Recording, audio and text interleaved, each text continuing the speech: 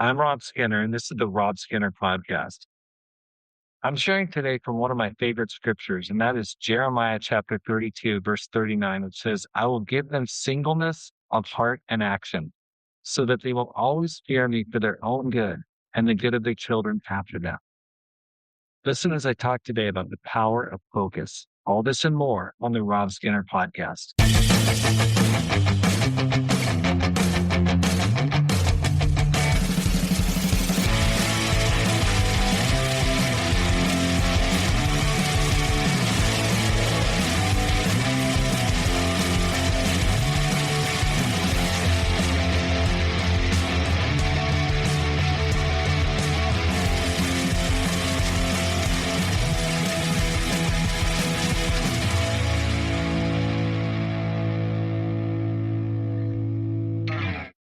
Welcome back to the Rob Skinner Podcast. I'm actually filming this from in front of the Boston Common. I can look out here and see the Boston Common there.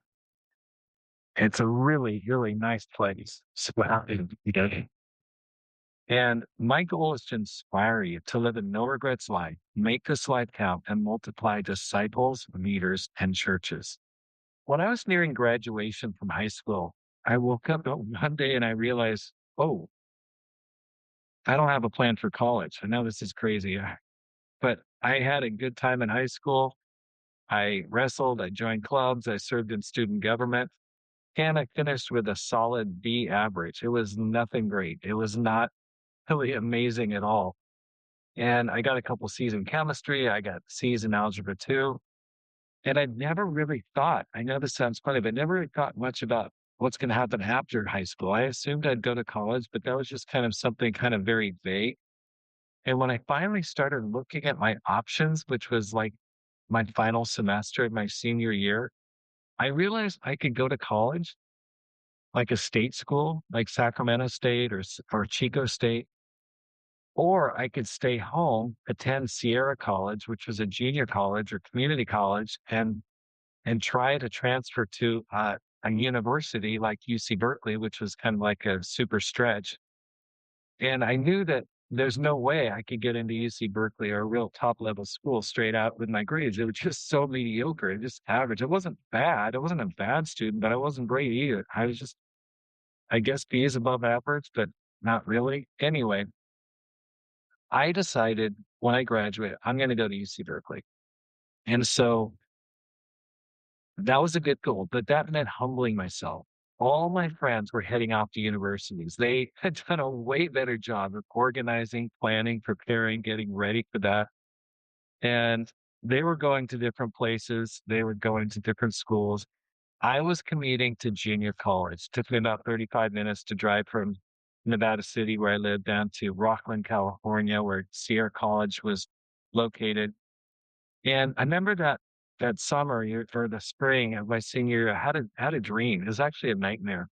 And in my dream, my mom and I, we were going down an escalator. And on the other side, on the up escalator, all my friends were going up.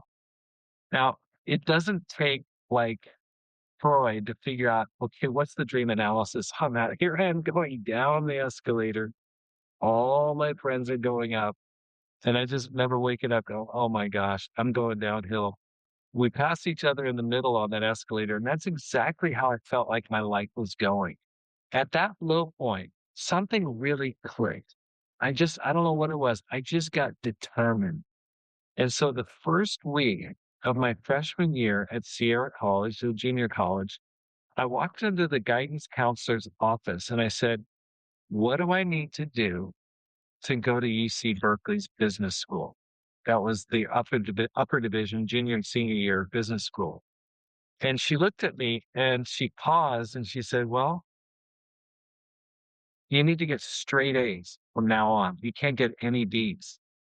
Now, I'd never in my life done that before. I wasn't a person that paid too much attention to my grades, but for the first time in my life, I got laser focused. I studied, I worked, I refused to accept anything less than an A. At the end of my last semester of my sophomore year there at the junior college, I saw a B in English in my English class on my report card. And so I'm like, nope, that can't happen. So I ran to my professor's office and I said, hey, sir, there's got to be some mistake. And so this professor was a guy that he rode his bicycle, his 10 speed to class. He wore like um corduroy jackets. Yeah. He looked like kind of like Einstein, a little bit hair is muscle. His office was a disaster, just piled high with papers. And he's like the absent-minded professor. Super nice guy, but just totally like classic absent-minded professor. And so he just starts digging through these papers and then he pulls out a sheet of paper and goes, oh, what's this? And he pulls out an essay of mine that he hadn't graded. And so he grades it on the spot, changes my B to an A. And that semester I finished with straight A's. And so I was like, whew, that was really, really close. And so I applied to UC Berkeley, but then guess what? Okay, there was something they said, oh, you're missing, these two classes. So then all of a sudden I had to scramble and get two more classes before I got in that fall. And luckily they had a 2-week summer class that would give me two credits in two different areas. One was in history and the other was natural science or something like that. We just went out and these professors lectured in the Sierra Nevada wilderness for 2 weeks. I got credit just at the last minute. I mean, I was desperate. I was going to do anything to get into UC Berkeley. So finally I applied, I got in, and that experience taught me something really life changing. Focus opens doors. Focus opens doors. In Jeremiah 32, verse 39, as I read at the beginning, it says, I will give them singleness of heart and action. And that's what I experienced. When I stopped dabbling and started focusing, everything changed for me. I just got super focused. God wants us to give him that same kind of focus, a unified heart and consistent action, not scattered, not distracted or divided.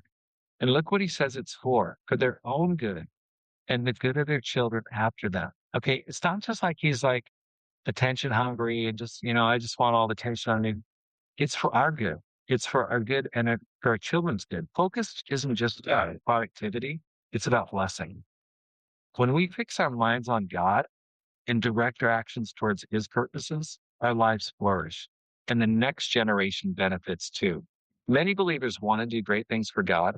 They want to make an impact. They want to live as a 10x Christian, but they lack focus.